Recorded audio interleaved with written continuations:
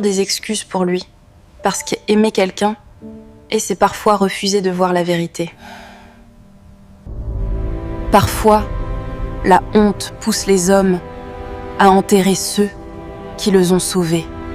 Certaines douleurs ne tuent pas immédiatement, elles détruisent lentement. Jour après jour, humiliation après humiliation. Tu ne savais pas. Malik se marie la semaine prochaine. À cet instant, son cœur s'est arrêté quelques secondes. Le petit garçon qu'elle avait protégé du froid était devenu un homme.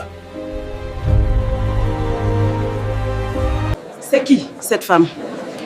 Une femme de mon village. Elle cherche du travail. Parfois, les mots blessent plus que les coups.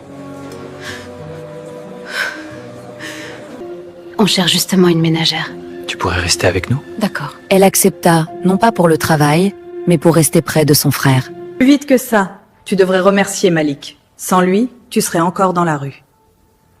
Le silence de Malik devenait plus douloureux que les humiliations. Elle devient trop lente. Ce n'est pas grave. Sois sage et fais ce que mon épouse te demande. Ce jour-là, elle comprit enfin qu'elle avait perdu son frère. Et pendant qu'elle souffrait en silence, la maladie avait déjà commencé son travail. Le pire des regrets n'est pas de perdre quelqu'un. C'est de comprendre sa valeur quand il est déjà trop tard. Elle partit comme elle avait toujours vécu, en silence. Tu dois prévenir ton frère. Il est heureux maintenant.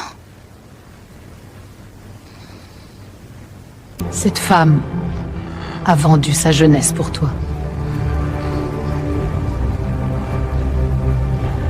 Chaque repas, chaque cahier, chaque frais d'université venait de ces nuits. Malik, tout ce qu'Aïcha a donné, c'était pour toi. Elle s'est privée des soins pour que tu ailles à l'école. Et pour la première Malik fois... vit enfin. Le poids de la honte finit toujours par tomber.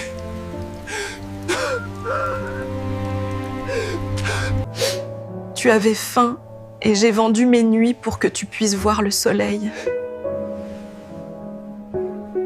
Mon amour, il n'y a rien à pardonner.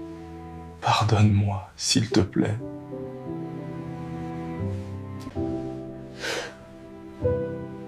Tu arrives trop tard. Certaines personnes donnent leur vie sans jamais demander merci.